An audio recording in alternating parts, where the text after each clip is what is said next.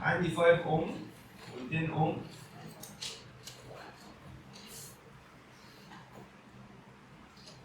و8 اوم، ومدينا هنا كده على الرسمه ان الكرنت اللي ماشي في 10 اوم تحت 3 امبير. سي ان الار بتاعته.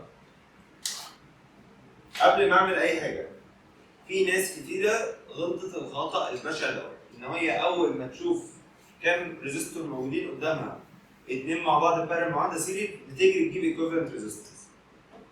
مش هستفاد بيها حاجه، مش الايكوفالنت ريزيستنس دي اللي هي تعتبر التوتال بتاعهم، صح؟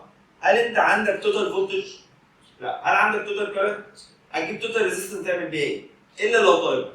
مش هعمل بيها اي حاجه، صح؟ انا هشتغل على الجيفن اللي عندي، انا الجيفن اللي عندي هو الكرنت اللي في التاني، يبقى انا هشتغل على التين بس. عندي كرنت وريزيستنس، اجيب مين التالتة بتاعتهم؟ الفولتج. يبقى الفولتج بتاع ديت اي في ار هيدينا كام؟ 30 فولت. فيها مشكلة؟ مش الاثنين دول بارلل؟ يبقى ال 30 فولت بتاعت دي هي زي ال 30 فولت بتاعت دي، يبقى دي كمان 30 فولت زيها. فيها مشكلة؟ يبقى انا بصيت على الجيفن اللي عندي الاول، لقيت ان ديت فيها الكرنت بتاعها وعندي ريزيستنس، عندي اي و ار، اوتوماتيك اجيب الثالثه مين؟ الفي. جبت الفي، لقيت ان الاثنين دول بارلل، يبقى الفولتج بتاع دي هو مين؟ الفولتج بتاع دي. ابص نلاقي كده بقى عندي فولتج وريزيستنس، ناقص لي مين اقدر اجيبه؟ الاي، يبقى الاي هتبقى ايكوال في اوفر ار، هتدينا 6 امبير. تمام كده؟ حلو قوي. 6 امبير و 3 امبير لما يتجمعوا مع بعض هيدينا ايه؟ 9. يبقى ال 9 ديت هي التوتال اللي طالعه منهم او اللي داخله فيهم مش فارقه. تمام؟ نبص للريزستور دي كده، لقيت عندي الاي والار، يبقى اوتوماتيك الثالثه اللي هجيبها مين؟ الفي. يبقى اي في ار هتدينا 72 فولت. واسال سؤال، هل وانا بحل معاكم المساله انا شفت هو عايز ايه؟ هل انا قريت هو عايز ايه؟ لا. انا شفت الجيفنز اللي عندي ايه واستغلها ازاي، صح؟ وقدرت اجيب اللي انا جبته. بعد ما وقفت كده ابص بقى هو عايز ايه؟ يمكن عايز حاجه بعد كده. لقيته لا، بيقول لي انا عايز الريدنج بتاع الاميتر، الاميتر اللي هو موجود فين؟ في الحته ديت كده اهو، يبقى هو 6 امبير. عايز الريدنج بتاع الفولتميتر اللي محطوط على الكروس ال 8، يبقى هو 72 فولت. خلصت السؤال. من كله؟ ماشي. اديك ال 3 بس. اديك اي او ار.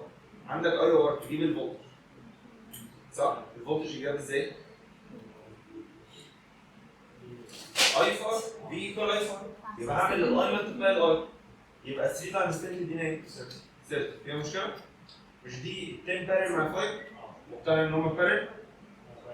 في البارلل الفولتج سيم. صح؟ يبقى ال 30 دي زي ال 30. فيها مشكلة؟ حلو. بعد ما جبت ال 30 دي عندي الفولتج وعندي الريزستنس، اقدر اجيب الكرنت، يبقى في اوفر ار هيدينا كام؟ 6 امبير. لحد كده تمام؟ طب البرانش ده ماشي فيه 6 والبرانش ده ماشي فيه 3، هيتجمعوا عند النوت دي هيطلعوا كام؟ 9 الصم بتاعهم. طب مش كده ال 8 ديت هيبقى ماشي فيها 9؟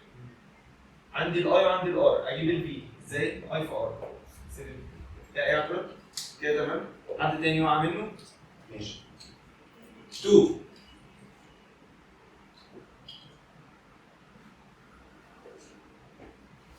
عندي برضو نفس الشكل تقريبا، عندي 2 ريزيستورز بارل مع بعض.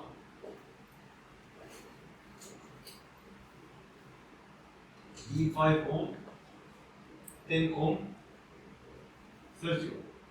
برضو 2 ريزيستورز بارل معاهم واحده سيريز. برضه ابص للجيفنز اللي عندي مش مدينا ولا فولتج توتال ولا اي توتال، يبقى ما اجريش اجيب ار توتال دلوقتي. هلاقي ان ال 5 اوم ديت راسم لي عليها فولتميتر وكاتب لي عليه 20 فولت. يبقى هي دي اللي ابدا منها. عندي الفي وعندي الار، اجيب مين؟ الاي بتاعتها بكام؟ هتبقى 4 امبير 20 اوفر 5. في اي مشكله؟ هي الفور التوتال دي، بس هنا وهنا لا، هتتقسم كام وكام معرفش. مش توتال. فيها اي مشكله؟ طيب نبص تاني، هل دي انا عارف لها فولتج او كرنت؟ لا. هل دي انا عارف لها فولتج او كرنت؟ لا. انا اعرف لهم الكرنت التوتال اللي داخل فيه. مظبوط؟ ما دام عارف لهم اي توتال يبقى اجيب لهم ايه؟